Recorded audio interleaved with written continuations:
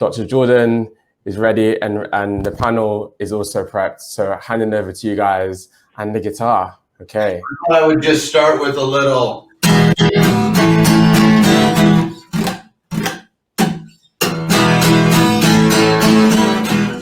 I hope you help me stay and not go. And I want to thank all of you for joining the final session here at CogX. Our goal is to inspire you to incite collaboration and design a better future. I'd like to introduce my panelists and my colleagues and my friends. First, I'll talk about Jane Metcalfe. Jane is an entrepreneur, publisher, speaker, and an investor. And she's the CEO and founder of an online magazine called NEO.LIFE. If you haven't checked it out, I strongly recommend you do. She is writing about the very topics that are meaningful today and tomorrow in science. She was also one of the founders of Wired magazine and is the former president of a chocolate company. So she's super cool and super smart. I also have Stephanie Kuku, Dr. Stephanie Kuku, who is also a friend who I met last year at the CogX after party. Stephanie is a senior consultant and a healthcare technology advisor in digital health and AI with over 15 years as a clinician scientist. She's currently an advisor and a consultant in clinical AI for the World Health Organization's Department of Digital Health and Innovation, healthcare lead for women in AI, an NHS England clinical entrepreneur, and honorary senior research fellow at UCL, where she was awarded a doctorate in clinical research. She's currently working at a company called Hardian Health, which is a consultancy that helps companies really make sure they're asking the right questions and solving the right problems, which is a great lead-in to this talk today. So what I would say is we are at a crossroads. The talk I think we were going to do, has been highlighted by COVID. COVID has taken out its big yellow pen and highlighted in stark relief the flaws of our delivery system. The flaws existed before COVID, yet they were covert. And now that they're exposed, it is incumbent on us to think differently about what the paradigm and the goals of healthcare delivery should be for individuals, companies, and governments. So what are the fundamental tenets upon which the healthcare system should be based? Are the words that we use to describe health confining us to an outdated paradigm? If the patient is at the business end of every technology, policy, and clinical decision, what platform are we giving them to help craft a more humane, efficient, and humble practice? After all, people who become ill are often vulnerable, anxious, and physically challenged. And do we collaborate with them when we make decisions in a boardroom or at a startup? Not much. So as a student of philosophy, I appreciate the importance of a good debate, not to get the answer right, but rather to get the question right. And as a student of science, I appreciate the importance of applying the scientific method and critical thinking to get the answer right. But wait, what if we get the right answer to the wrong question? So the problem of the promise of technology is immense. It's a tool. It can help us solve a lot of these scientific problems, but will it really give us the opportunity to ask better questions? Does technology help with uniquely human questions? The questions of morality, existential anxiety, how we experience health, or how we define quality require honest debate among humans, which is what I hope we get to here today. So while the questions are critical, so is a sober understanding of complex systems. So today we want to take you on a journey to understand that changing a complex system requires a nuanced understanding of exactly how a complex system works and where the high value leverage points exist to intervene. Most interventions happening right now in policy and technology are barely moving the needle. And what's really interesting, and you'll learn about it today, is the most effective leverage points are often counterintuitive. A good outcome for this talk would be for you to walk away with an understanding of what you can do, who you can collaborate with to make a small shift that creates a huge difference. Isn't that really what we want?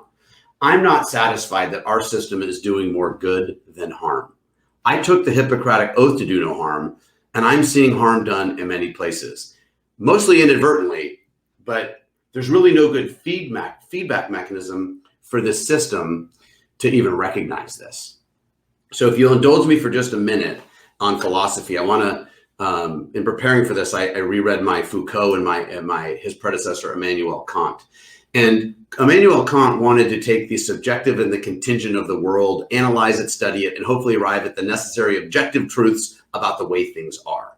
Foucault, on the other hand, wanted to take things that most people assumed were truths to show how we ultimately, that they were subjective, contingent, and rooted in history.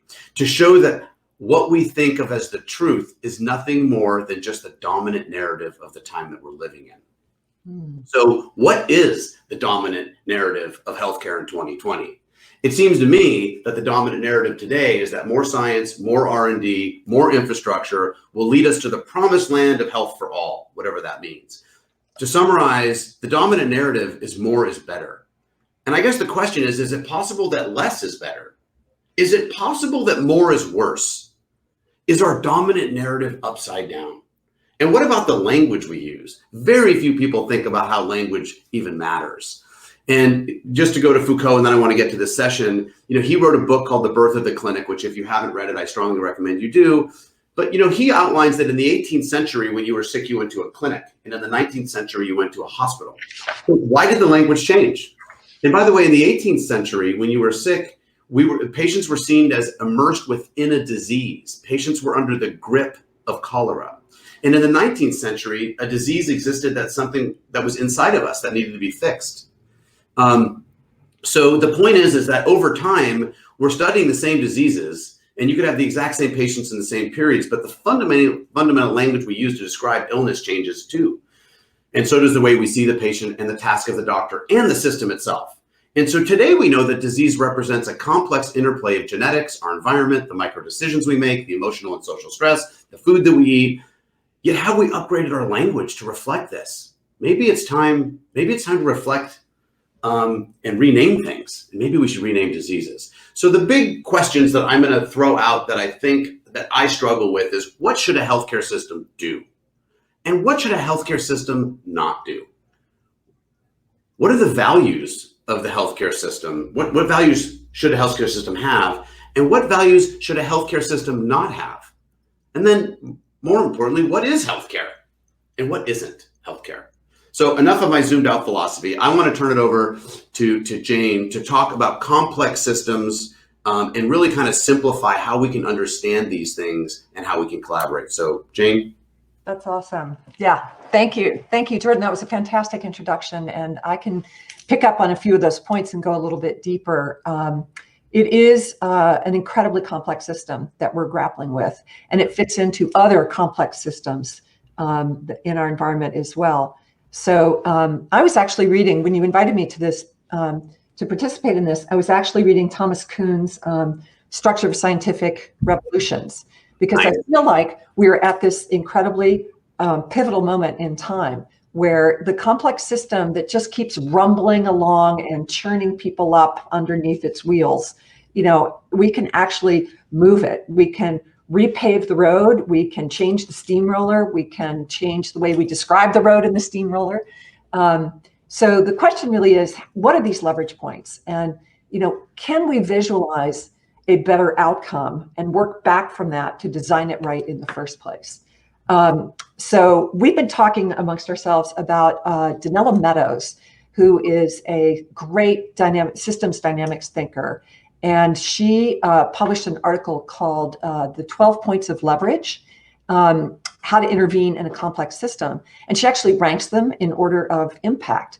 And so, lots of times we can be very busy rearranging deck chairs on the Titanic. And I think with this kind of a framework, you can actually apply this to what you're doing and recognize the impacts that they're having. So I've asked the organization if they can drop a link to that article into the chat. So hopefully that will happen. But one of the things that, so pretty much at the top of her list is goals.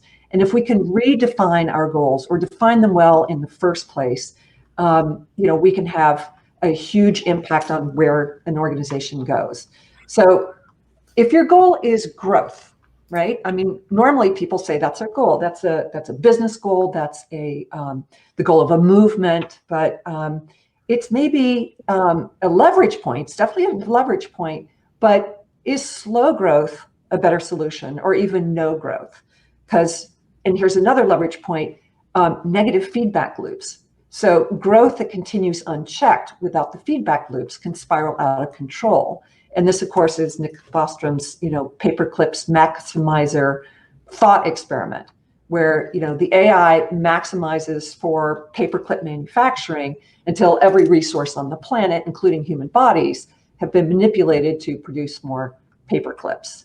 When we come to healthcare, is growth a good metric for healthcare? Like right now, because of the pandemic, and of course there were other structural issues before, American hospitals are losing $50 billion a month. It's a shocking number, and there are going to be bankruptcies all over the place. How do we get out of this? Well, you have to increase testing. You have to increase elective procedures. You have to increase emergency room visits. But is that what we want? Do we want to increase emergency room visits? Do we want to increase interventions and testing? So maybe in the healthcare system, solving for growth is not optimum. What are some of the other leverage points? Length of delays. So where is the next outbreak of the virus expected? And how long will it take to build ICU capacity to address it? So that's an example where the length of delay could be a leverage point. If you could impact that, you could impact the system. The 14-day incubation period for the virus is a huge complicating factor for trying to control the spread. So any indication of an outbreak would be beneficial. So for instance, I'm super interested in studying the wastewater of a particular community for signs of infection. And if that, it's a precursor. So it's happening as much as a week before the hospitals and doctors are starting to see the outbreak. So any of these early signals that can impact length of delay are impactful. The structure of information flows. I mean, obviously, we've all spent a lot of time talking about this electronic health records and who has the information and when. Research shows that just standing on a scale every morning can improve your weight loss process. Just getting that feedback on a daily basis is super impactful. So sharing data across all these different silos, from one doctor to a next, but also from your doctor to your nutritionist to your, your body worker. All of these things can be helpful. We talked about feedback loops, and I know Stephanie's going to talk more about these. A positive feedback loop is self-reinforcing. A negative feedback loop is self-correcting. So for instance, in a positive feedback loop, the more people who are infected with the virus, the more they infect other people. But a positive feedback loop often will grow unchecked until a negative feedback loop comes in. In this case, it would be herd immunity, right? So eventually, the virus runs out of people to infect because herd immunity has taken effect. So there are feedback loops, either positive or negative, that you can manipulate as you think about designing your system. But ultimately, the big opportunity here is a mindset shift or a paradigm shift. And if you can shift that, the mindset out of which the system arises, then you have maximum opportunity for change. So the perfect example and the classic example is Copernicus. His theory of heliocentrism did exactly that. It provoked a radical reconsideration of us and our planet and our role in the universe. Realizing that Homo sapiens is not evolution's final act, that does help as well. It helps us understand that we're just one more iteration of humanoids. We're destined to mutate into something else going forward. The amount of DNA that separates us from each other is infinitesimal, and we're all just these tiny little things running around on a planet in a giant universe. So whatever shifts are taking place are really becoming much more apparent right now with both the pandemic and the accompanying protests, which have unearthed these just gross systemic failures that can no longer be denied or deflected. So how can we use these two developments to take us out of the system, take us out of our silos, take us out of our key performance indicators, and enable us to see society as a whole And the healthcare system is one aspect of the even more complex system, which is our society. You know, Black Americans are dying at 2.5 times the rate of white Americans. If that were equal, there'd be 13,000 more people still alive right now. And there's so many complex reasons for this. Higher rates of, underlying conditions, less access to quality health care. They're disproportionately represented on the frontline jobs. They're living in food deserts. I mean, it goes on and on, but the healthcare system doesn't start at the doctor's office or the hospital. It starts in the community. It starts in schools and neighborhoods and workplaces. And so it's deeply embedded in these complex systems. We can't even see it in many cases. And I have to say this because I just came across the spirometer. So the spirometer is a super important piece of medical technology that measures lung capacity. So when we're experiencing a respiratory, illness like COVID, people are using this. Well, it turns out that ever since the time of slaves, we have identified a difference in respiratory wellness amongst Black Americans and white Americans. Thomas Jefferson noted this, and these differences persist to this day. But maybe it was because they came off a slave ship, maybe because they were sick or undernourished or grossly stressed. So the spirometer still has the race adjustment actually built into it. There's a button. By the way, today is #ShutdownSTEM. So it's time for everybody to take a step back. This one is for academia and STEM to think about what changes can be made. So COVID has shifted our mindset, and racial protests are strengthening our resolve to make changes. These are maximum leverage points. So with that being said, I want to throw the ball to Stephanie and ask her about the leverage points that she sees on the ground, working in clinical AI, working in digital health and innovation, as a researcher, as a consultant. Stephanie, how do you see these leverage points in action, and what have your aha moments been? Thank you, Jane, and thanks, Jordan, for that wonderful introduction. It's really interesting because, of course, when we started talking about doing this and thinking about how we change things after this, really, there's this huge tipping point. I guess one of the things that came to mind, reading through Janella Meadows, reading about leverage points, and places to intervene in the system, thinking about my experience in the healthcare system and hospitals in the last, for the 15 years I was in the NHS, and realizing after I was out of that, what a complex system it is. I said to Jordan, it's like with a plumbing system, it's like with a deep neural network. There is so much that goes on between inputs and outputs, between presentation and outcomes that we can't see and we can't explain in so many parameters. But reading that article made me start with thinking about why we were talking about this. The tipping point was COVID the tipping point for the healthcare system? A healthcare system that had problems before COVID, which were highlighted. Were the health inequalities that were laid bare by COVID the tipping point for the racial protests? And as we think of health inequalities and we think of the future of health, and in my daily work with Hardian and what we do, essentially trying to help researchers, organizations, industry, investors really get solutions out there that will hopefully change outcomes. I really think about where we go from here, how we transcend the paradigm as the highest point, how we change the paradigm around which the mindset that everything that we do is set in, the culture, the rules, the incentives, the punishments.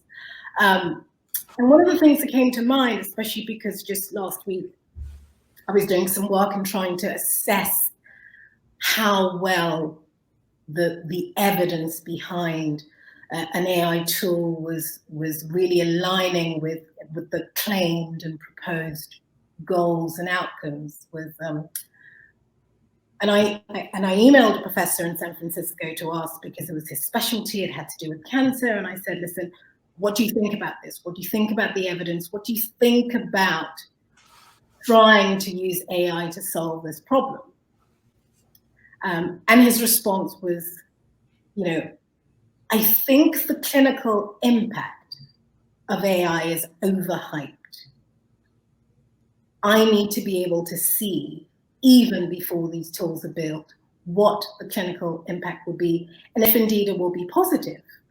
And then he signed off the email with a Mark Twain quote, which essentially said, "It's not what you know that gets you into trouble, it's what you think you know for sure that just ain't so."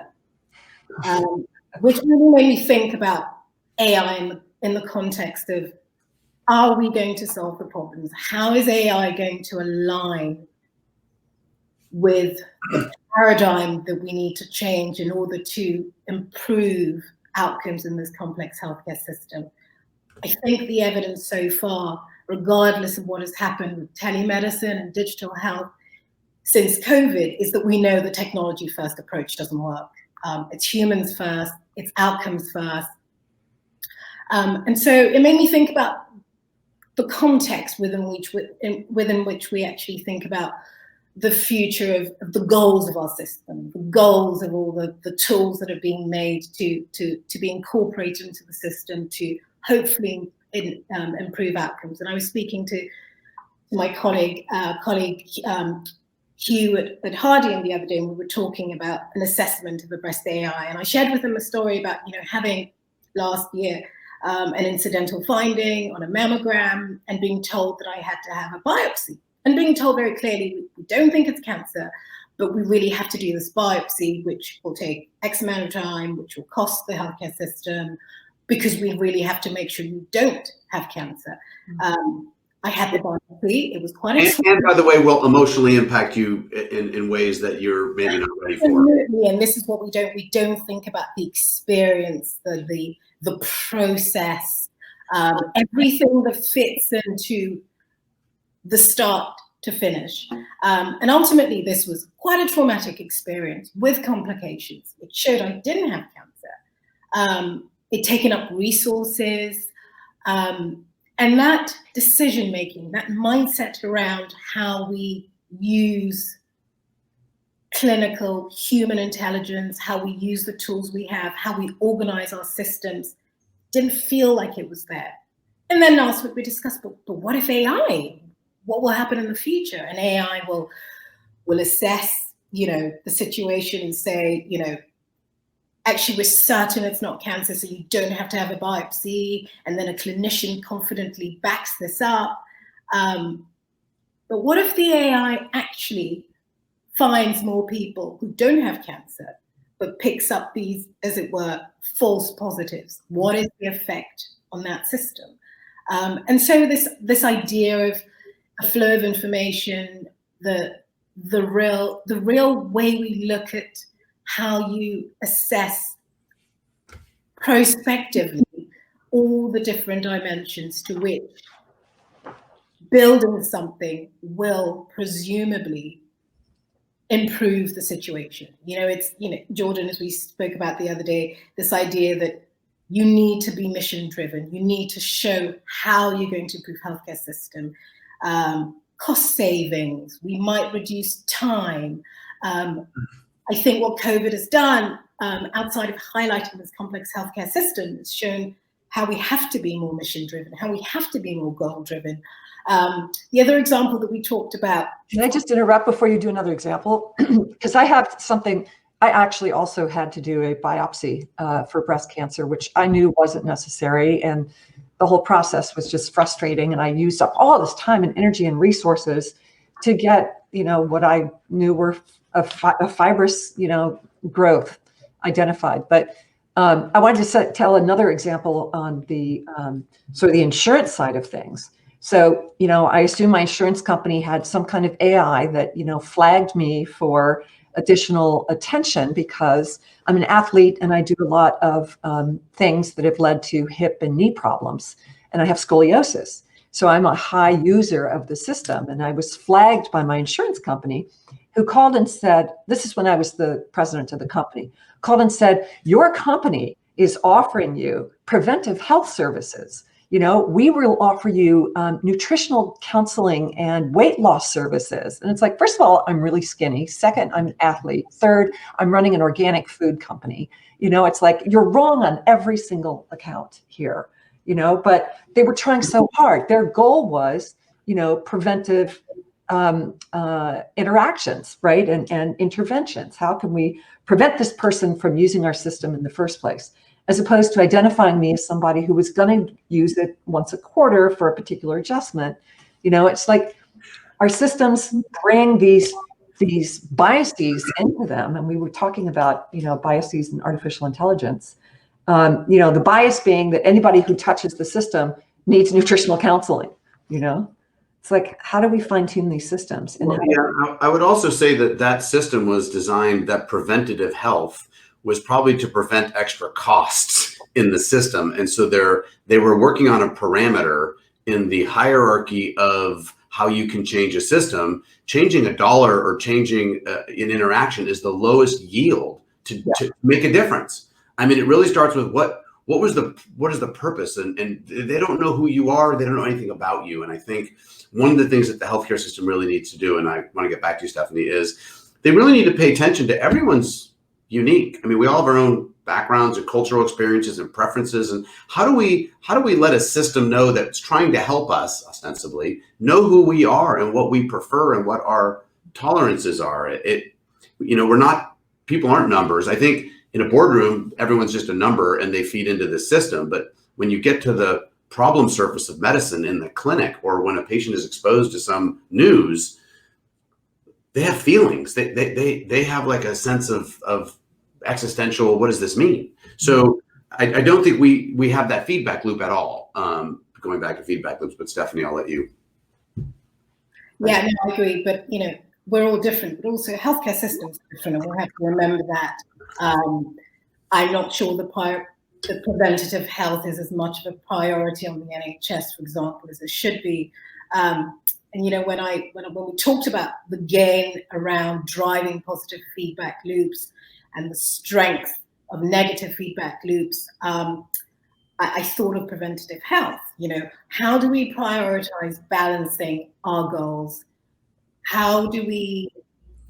Who decides whether an AI built to improve preventative health, to improve nutrition, and essentially trying to reduce the amount of disease so that we have less pressure on our healthcare system, is prioritized over AI for drug discovery, that's trying to find new drugs for disease, which of course is a negative feedback loop. But depending on the strength of that negative feedback loop, are we trying to get more disease? Or are we trying to prevent disease? So again, I think, you know, reading the leverage points complex healthcare system piece should make me think differently about how we think about the problems, how we think about the solutions, and also how we prioritize going forward. And I think that's where the collaboration comes in terms of how you decide what within the complex system, bearing in mind that you have very little information about all the other things that will contribute to the outcome. It's like the plumbing analogy, and you know, lots of people are turning the faucets, and you know, Jordan, you can explain this within the Donella Meadows piece, that depending on who, when, where, how much you turn, what your intentions are, what your interests are, whether they conflict with the stakeholders, the patients, the doctors, the nurses, and there are so many people involved, and there still isn't this alignment with goals, with the paradigm, with mindset. And this is where technology and AI have to, if they don't fit in and align with the paradigm that really thinks about complex healthcare systems and how we're going to get to our goal, then most of these technological tools will fail.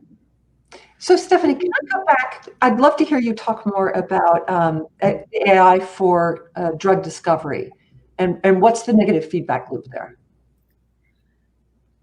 AI for drug discovery is an interesting one. I don't know much about the area, and in fact, Jordan and I interviewed last year at the health conference in Vegas one of the big players in AI for drug discovery, Alexander Zavaronkov, who's published a study. But I guess the point is, if we're focusing on drugs for disease, are we focusing as much attention on preventing disease? And that's as far as my interest in AI and drug discovery. It's not an area that I work with.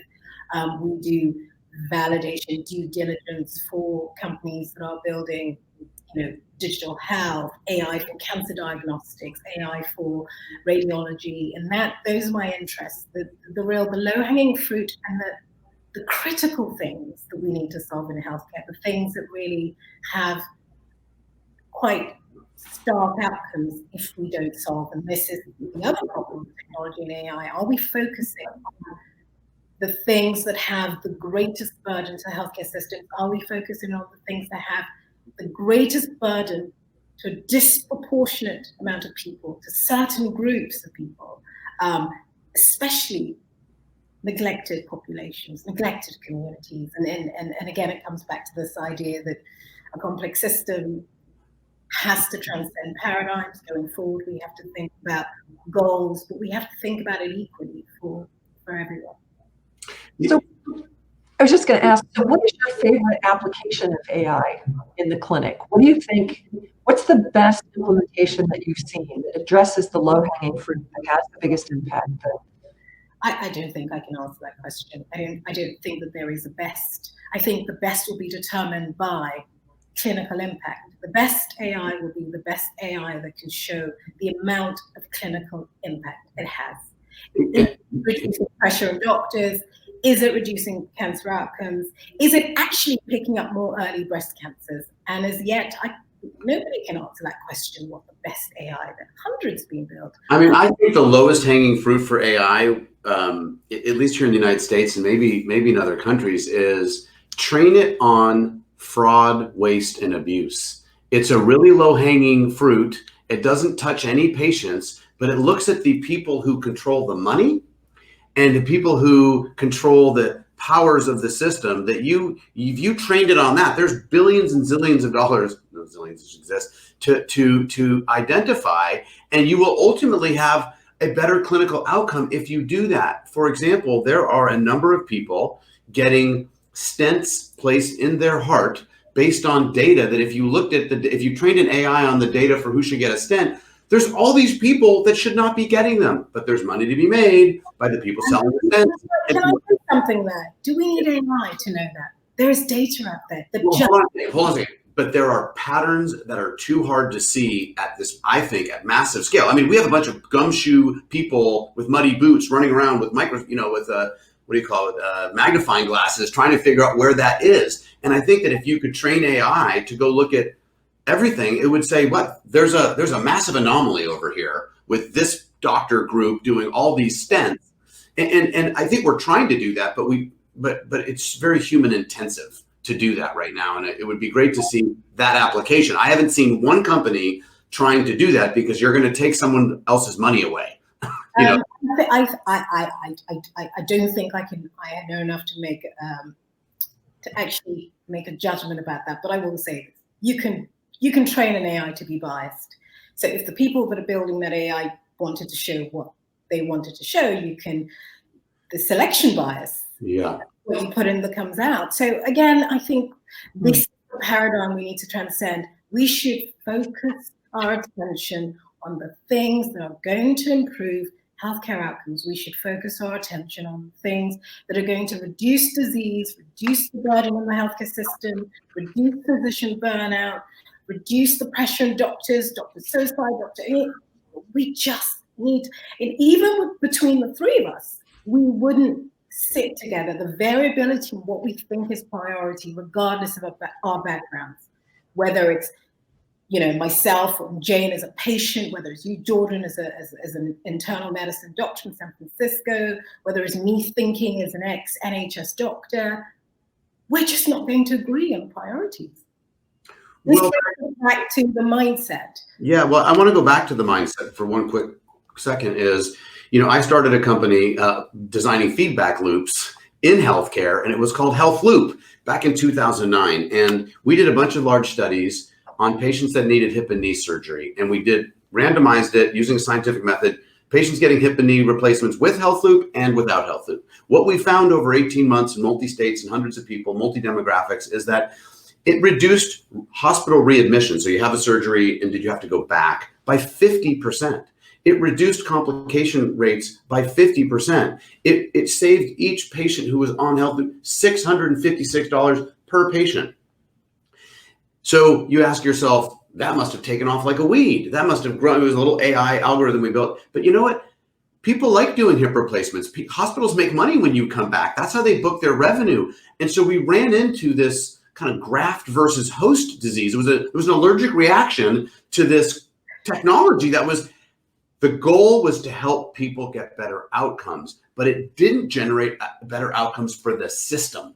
The goals of the system were more throughput, more transactions. And I think that what it highlighted for me is the concept of a hospital readmission. I know we got limited time, so I want to kind of wrap up here. But a readmission to the hospital is solving a second order problem. What if people never went to the hospital? Then we wouldn't need to be solving for a readmission to the hospital. But we get lazy and we realize, well, people are going to go to the hospital. We don't know how to solve that wicked problem of preventing it with his nutrition and exercise and community, building and less stress on people and less food deserts, all these other wicked big things that healthcare should healthcare be focused on that. And I would say, going back to the opening thing that I said, perhaps we should stop calling it a healthcare system and start calling it what it is. It's a sick care system. That's what it is. Full stop. And so maybe everybody who's listening never say healthcare system again, say sick care system, and see how that dissonance lands in your head. And maybe that will inspire you to think differently about what we should be doing, which is developing a healthcare system. And and maybe what we need to do is collaborate with people who are outside of that system, both because sometimes you need exogenous inputs, right, to change your paradigm, your mindset. And you just triggered me to think about Amory Lovins, the energy pioneer, who said, why are we putting all this energy into moving these giant cars down the road? It's like we got to move the steel and the rubber and the upholstery and the sound system down the road. Why don't we just focus on what it takes to move a human down the road? It's kind of the same thing. And I think, we've been talking about collaboration and what can we learn from other healthcare systems around the world, but what can we learn from other innovators around the world? There are so many smart people grappling with complex systems, and we need those inputs to take advantage of this particular moment in time where we've got a foot in the door, right? Our systems have exploded. Our economies have exploded. Our healthcare systems have exploded. Everything is wide open right now. We just need to visualize where we want to go and find the leverage points that can get us there. We have to have a dream of what we want this to be. Now, I've been getting texts by our moderators here that we have a few minutes left, and there's a couple questions they want to have us answer. And I'll start with you, Stephanie. What is your predictions in the next 6 months, and how is CogX gone for you? And then I'll get to you, Jane. What are your predictions? Predictions for healthcare. I think we have to deal with the backlog, the delays that COVID has caused. As much as healthcare systems have been very busy dealing with COVID, there have been a lot of people sitting at home waiting for cancer treatment, waiting for diagnostics. I'm obviously very in tune with what's happened with cancer outcomes because it's my background. And my prediction is that there is going to be quite an intense time in catching up, but because we have to be positive, the mindset pre-COVID has changed. And most importantly, the resistance. I always say, being in the NHS and being a doctor was such a fixed mindset way of going about things. And then I came out into the world of tech, and it's quite growth mindset, except it needs boundaries, because people then just go off on tangents. As I say to startups, there's the market and there's the perceived market, and you've never worked in a hospital. And would you make that decision as a developer or a machine learning engineer or a CEO if that patient was sitting in front of you and if that patient was your mother? And so I can only hope that after the tipping points that we've seen in the world, that the mindset changes. And I think if the mindset changes and we align our goals, then we will deal with the backlog that has been created. I don't know. You have 10 seconds, Jane, to tell us what your predictions are. I was going to say, I'm all about revolution, right? We talked about the digital revolution with Wired Magazine. We did a food revolution with our organic chocolate company. With NEO.LIFE, we're looking at the neobiological revolution. Last week, we published a story about how scientists are collaborating in ways they've never been able to before. They are outside of their silos. They're working across disciplines. They're also working with academia. They're working with government. So right now, in the next 6 months, I predict that the collaboration, the data sharing that's happened because of COVID will find a way to seep into the system and will infect this system in a positive parasitic way so that we start to erode the things that aren't working for us and we start to build new things that will. And I predict that I will write a manifesto on a new Hippocratic Oath in the next 6 months. Whoa. On that note, I think we have to close this one to an end. Thank you to Jordan, Dr. Jordan, Jane, Stephanie, for all your questions, your thoughts on collaborating for a better future in healthcare. This has been great. Thanks everyone for tuning in. Thank you. Thanks. Thank you. Want access to more CogX videos? Subscribe now for free at cogx.co.